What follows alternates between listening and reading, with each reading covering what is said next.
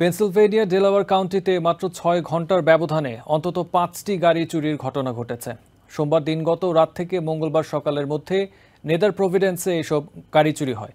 এই ঘটনায় এরই মাঝে ওই এলাকায় সতর্কতা জারি করেছে পুলিশ। পেনসিলভেনিয়ার নেদার প্রভিডেন্সের ম্যাডবিউরি রোডের বাসিন্দা চিপ ওয়ালস মঙ্গলবার সকাল 7:30টার দিকে প্রতিদিনের মতো নিজের পোষা কুকুর সঙ্গে নিয়ে হাঁটতে বের হন তিনি। বাড়ির সামনেই পার্ক করা ছিল তার 2015 নিসান রক ব্র্যান্ডের গাড়িটি। ফিরে এসে দেখেন গাড়িটি নেই। এই ঘটনায় ভীষণ মর্মাহত Waals. Feels terrible, violated. And I'm pissed off. 7:30 this morning, going to take my dog for a walk. হাঁটতে যাওয়ার সময় গাড়িটি লক করতে ভুলে গিয়েছিলেন Waals. Parked right here under this American flag.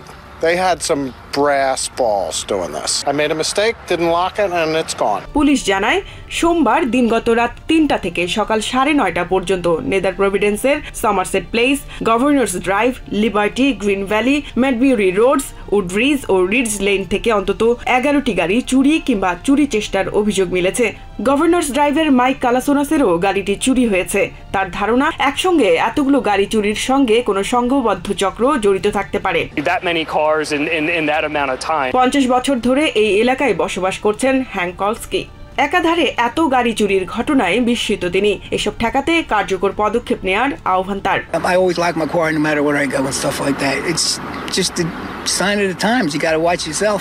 Police আরো জানান, প্রাথমিক তথ্য অনুসারে বেশ কিছু গাড়ি চুরির ক্ষেত্রে 3 দুর্বৃত্তের উপস্থিতির প্রমাণ মিলেছে। এরই মধ্যে চুরি যাওয়া 3টি কার উদ্ধার করার কথা জানিয়েছেন তারা, যার মধ্যে 2টি গাড়ি উদ্ধার করা হয় ক্যামডেন থেকে, অন্যটির খোঁজ মেলে রিডলিতে।